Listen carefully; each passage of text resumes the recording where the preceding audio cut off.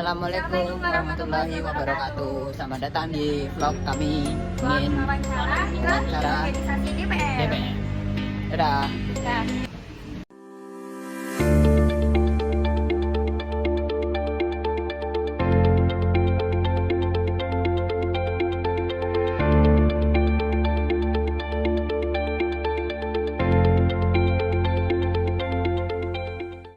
Halo guys, hari ini kita akan melakukan wawancara bersama organisasi DPM.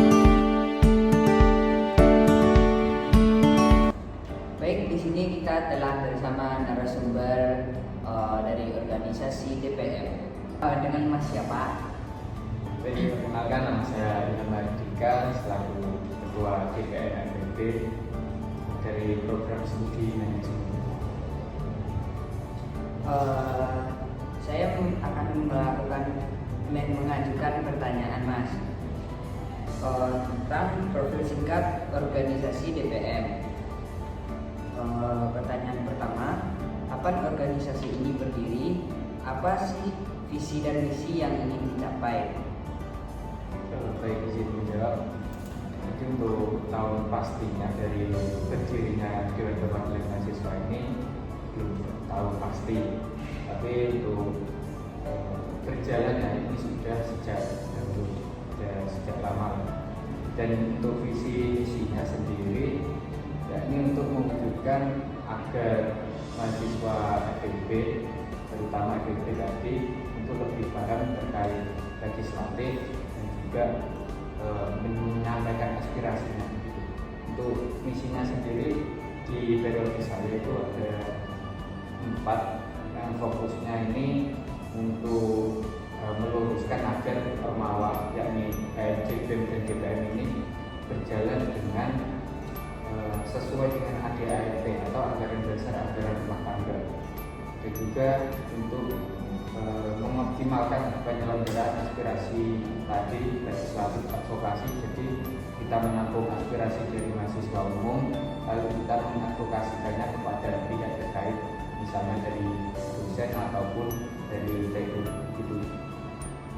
Pertanyaan selanjutnya Mas, bentuk organisasi ini termasuk formal atau informal? Untuk DPM FEB sendiri ini termasuk organisasi formal, artinya memang berjalannya ini secara formal. Kita setiap apa yang mau kita lakukan ini ada tata aturannya, ada tata caranya. Jadi kalau memang dari semua Ormawa yang nanti melanggar ini ada konsekuensi. Baik, untuk pertanyaan selanjutnya akan Saya akan menanyakan terkait pengelolaan organisasi. Dalam perencanaan, metode apa yang digunakan untuk menyusun rencana strategis dan merumuskan tujuan organisasi ke depannya? Jadi untuk merumuskannya ini di awal sendiri saya biasanya kayak kita plotting terlebih dahulu. Mungkin saya menggunakan metode roadmap, itu kita bagi terlebih dahulu mana program kerja jangka pendek, menengah maupun jangka panjang. Nah, nanti di setiap pembagiannya tersebut ini ada kayak penanggung jawabnya, kita selesai kita pasrahi beberapa ini untuk menanggung jawabi beberapa program kerja. Dan juga memang dari awal mungkin sudah saya jelaskan ke anggota saya sendiri bahwa di awal ini harus menyusun rencana yang strategis, karena memang di awal nanti ada rapat kerja, itu fungsinya untuk membahas proper apa yang akan dijalankan selama satu periode. Nah, di situ harus memang di awal kita sudah menyusun langkah-langkah yang strategis. Selanjutnya, bagaimana kakak membagi tugas dan tanggung jawab agar semua berjalan? Jadi karena memang sini anggota saya juga lumayan banyak, ada 25 orang. Kalau saya memantau satu-satu itu keberatan, jadi saya itu pakai kayak sistem hierarki itu. Jadi nanti ada di bawah saya ada ketua-ketua POR itu, koordinasi masing-masing divisi atau departemen. Nah, nanti saya ini bertanggung jawabnya kepada mereka. Jadi saya menanyakan terkait kinerjanya anggota anggota-anggotanya itu saya jarang kalau langsung turun langsung kalau masalah organisasi. Tapi kalau masalah di luar memang saya biasanya langsung turun langsung ke bawah.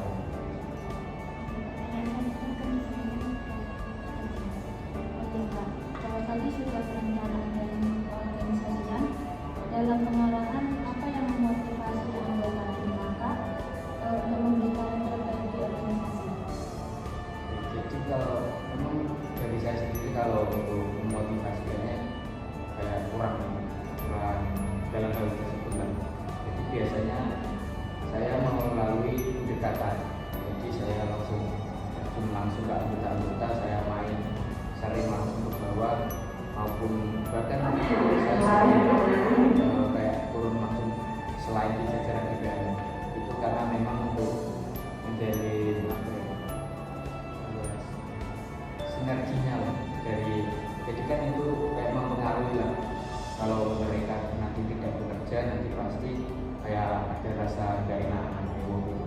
Jadi yang saya bangun itu memang pola-pola seperti itu, saya buat pendekatan terlebih dahulu untuk secara tidak langsung pasti akan memiliki dampak di pola pikir mereka nanti kalau nggak aktif di organisasi kayak gak enak sama keluarga. Gitu ya Kak. Di dalam pengendalian Kakak sebagai ketua, bagaimana Kakak memastikan atau memantau kinerja organisasi beliau sesuai target? Lalu indikator apa yang digunakan mengukur keberhasilan? Jadi kalau untuk memantau kinerja organisasi seperti tadi yang saya sampaikan, saya sering kayak memantaunya itu lewat masing-masing koordinator. Jadi kalau dari koordinator tersebut malah justru kayak menyepelekan, biasanya parah-parahnya saya langsung turun ke bawah, saya tanya anggotanya kayak kinerja atau kinerjanya. Dan juga kalau untuk indikator pengukuran kerja biasanya saya juga pakai kayak perbandingan. Jadi saya gunakan perbandingan mungkin pada tahun sebelumnya atau sebelumnya lagi ini apa yang harus dievaluasi dan memang apa yang sekiranya bagus itu harus kita pertahankan. Pertanyaan selanjutnya akan ditanyakan mengenai budaya kerja, mengenai komunikasi. Jadi bagaimana biasanya pola komunikasi antar anggota diterapkan? Kalau saya dengan anggota, saya lebih seringnya nanti lewat koordinator. Tapi kalau memang harus dipaksa kayak ada rapat masing-masing lembaga, masing-masing divisi atau departemen, biasanya saya langsung jadi untuk komunikasi saya lebih kayak ketika kayak saya anggap semuanya rata dan tidak ada berbeda, jadi kayak lebih untuk menyampaikan kesannya itu bisa langsung dan kayak Lalu bagaimana dalam pengelolaan konflik? Biasanya konflik apa yang muncul dalam organisasi dan bagaimana menghadapi konflik tersebut? Jadi kalau dalam konflik yang saya alami di DPM sendiri, kebanyakan memang dari internal maupun eksternal. Yang internal sendiri, konflik yang sering saya alami ini anggota yang pernah nanti. Kebanyakan begitu karena memang di awal mungkin aktif, lama kelamaan tidak konsisten kayak mudah-mudah terus hilang atau untuk cara saya mengatasinya sendiri biasanya saya melakukan pendekatan, saya ajak ngobrol terlebih dahulu memang ada masalah apa atau apa yang memang dirasa kurang nyaman di dalam organisasi ini, saya tanyakan terlebih dahulu.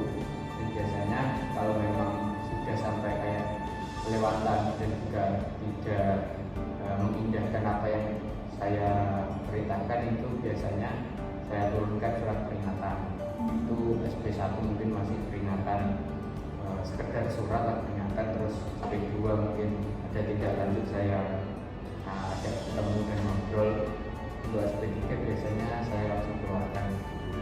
Dan itu untuk konflik eksternalnya sendiri karena memang DPM sendiri ini lembaga legislatif yang membawa eksekutif KMJ maupun BEM. Jadi biasanya konfliknya seringnya dengan mereka-mereka itu di bagian pengawasan, mungkin komisi pengawasan saya ini kalau mungkin waktu penilaian atau waktu mengawasi ada yang kurang, biasanya seringnya ada konflik dengan lembaga itu.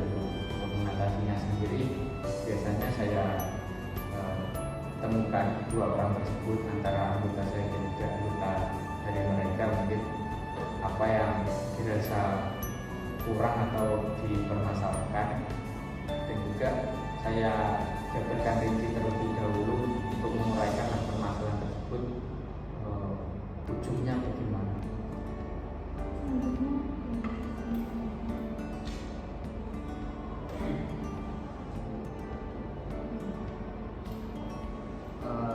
Saya akan bertanya Mas tentang sumber daya. Untuk pengelolaan sumber daya manusia, bagaimana proses rekrutmen dan seleksi dilakukan?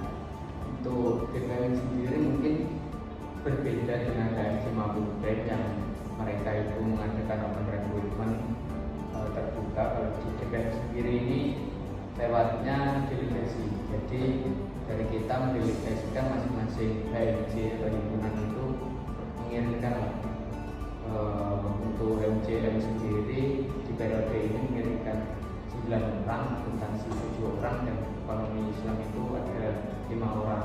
Jadi kita sudah tentukan jumlahnya, kuotanya. Untuk uang kuotanya kita pasrahkan kepada masing-masing lembaga tersebut untuk mengirim. Nah, untuk sumber daya finansialnya, bagaimana Mas mengatur keuangan organisasi agar tetap sehat, dan ada tantangan apa dalam pengelolaan keuangan di organisasi? Jadi untuk sumber daya finansialnya sendiri, saya mendapatkannya itu ada dari berbagai arah. Mungkin yang pertama dari kas organisasi sendiri, yang kedua dari plottingan lembaga dari yayasan. Jadi sudah direnggang untuk DPM sendiri harusnya dapat berapa juta begitu. Terus yang ketiga, biasanya saya setiap kegiatan ini mengajukan sponsorship. Jadi kita mengajukan proposal, kita kasih kepada sebuah lembaga atau instansi pemerintah atau usaha-usaha yang lain untuk membantu agar acara ini terselenggara dengan sukses.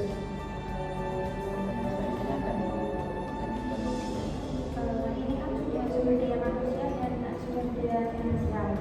Lalu saya ingin bertanya mengenai peran yang dimainkan teknologi itu apa ya Kak dalam kegiatan organisasi DPM ini?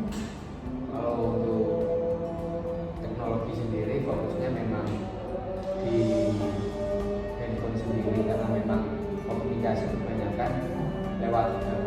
Kita kayak mengadakan rapat ataupun kita mau kunjungan atau apapun kan kita koordinasi biasanya lewat HP. Undangan yang saya terima atau yang saya ajukan biasanya juga lewat handphone gitu. Dan juga kalau misal mungkin waktu liburan itu kan kita sudah kirakan, kita sudah tetapkan juga sendiri harus ada rapat bulanan. Kalau liburan kan tidak memungkinkan kita adakan secara offline atau langsung di tempat itu. Jadi kita memanfaatkan teknologi mungkin Zoom atau Google Meet untuk supaya rapat bulanan ini tetap terselenggara walaupun kita masih liburan. Dalam hal tantangan, apa kendala terbesar yang pernah dihadapi di organisasi DPM ini Kak? Untuk selama saya menjabat, kendala yang saya alami yang sangat besar ini waktu mengadakan acara bincang fakultas. Jadi aspirasi dari mahasiswa FEB khususnya kita tampung semuanya, kita sediakan link aspirasi itu, kita adakan forum, kita buatkan forum bincang fakultas itu mengundang dari jajaran dekan, terus wakil dekan, kemahasiswaan, kaprodi, dan juga dosen-dosen. Untuk tantangannya sendiri itu waktu follow up, kita kasih surat kayak banyak yang izin, banyak yang tidak bisa dari dosen-dosen tersebut. Dan waktu acara sendiri ternyata ada miskomunikasi, saya kurang, itu memang kesalahan saya sendiri juga karena di situ saya kurang mengawasi kinerja sekretaris. Di suratnya itu dirangkum sudah benar, tapi waktu di undangan ini jamnya kecepatan 1 jam, dan di situ dosen sudah datang sedangkan dari mahasiswa umum belum datang. Itu langsung dari dosen kayak ngambek, jadi dia tidak mau melanjutkan, terus terpaksa acara dibatalkan. Di situ yang sangat memalukan, acara tersebut diekspos ke masyarakat umum dari Menteng Tes, itu di up di media sosial dan tersebar di seluruh Unhas, kayaknya sudah tahu. Baik, Pak, pertanyaan selanjutnya Nah, kalau tadi sudah tantangan Kak, di peluang kemana Kakak mengarahkan perkembangan organisasi di masa depan? Untuk peluangnya menurut saya ini baik banget, karena kalau dari kita sendiri, saya pribadi merasakan di GPM sendiri ini tingkatan fakultas, jadi kayak kita menaungi 3 prodi, dan di situ relasi yang saya dapat ini banyak banget. Mungkin biasanya saya hanya berkecimpung di manajemen, terus saya kenal dengan anak-anak akuntansi, anak-anak ekonomi Islam. Di situ peluangnya bagus banget. Dan untuk di masa depan, karena kemarin undang-undang atau peraturan sudah saya buat, dan tahun depan ini untuk ketua yang baru mungkin bisa tinggal melanjutkan. Nah, ini kayak peluang banget, jadi tidak perlu susah-susah dari periode ke depan untuk membuat peraturan atau undang-undang, hanya tinggal meneruskan. Selama menjabat peran penting Kakak sekarang, apa yang menurut Kakak menjadi kunci keberhasilan organisasi hingga saat ini Pak? Jadi untuk kunci keberhasilan sendiri ya ada di anggota, karena memang di sini saya hanya mungkin ketua, ya perantara lah, saya tidak bisa apa-apa tanpa mereka. Dan berhasilnya dari semua hal tersebut mungkin karena setiap saya ajak berkumpul atau ajak membahas tentang arah ke depan DPM ini, dari mereka selalu mau atau selalu bisa.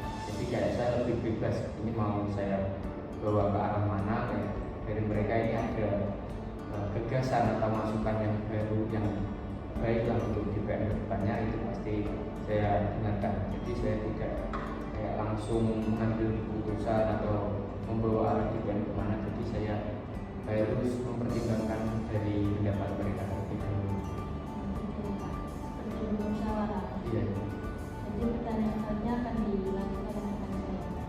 mengenai saran untuk mahasiswa, apa saran Kakak bagi mahasiswa tentang pengelolaan organisasi?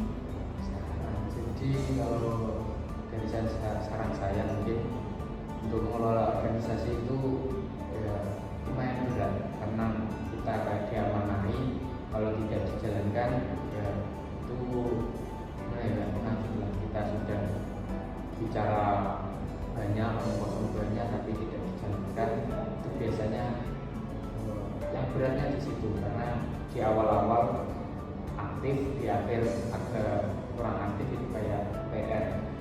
Itu sepertinya berjalannya semua organisasi ada merasakan hal tersebut.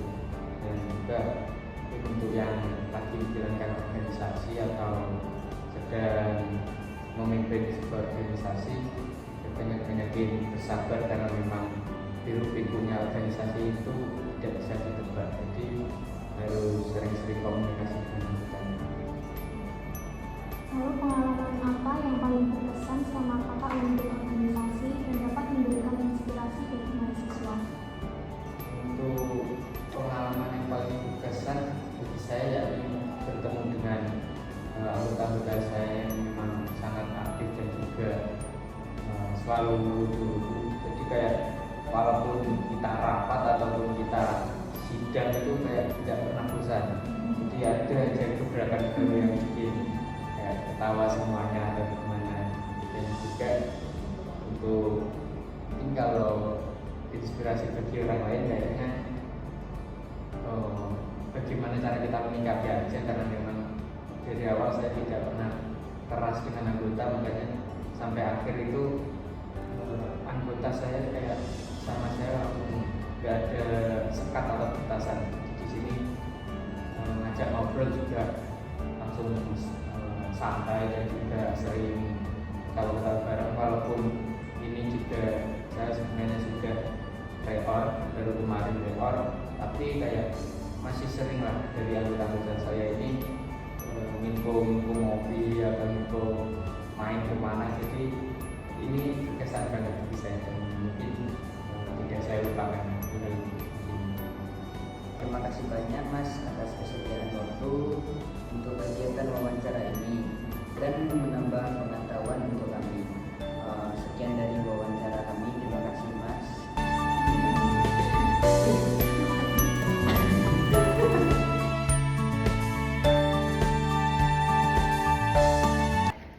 Dari wawancara tadi kami dapat belajar tentang bagaimana cara pengorganisasian suatu organisasi dan bagaimana cara memimpin suatu organisasi.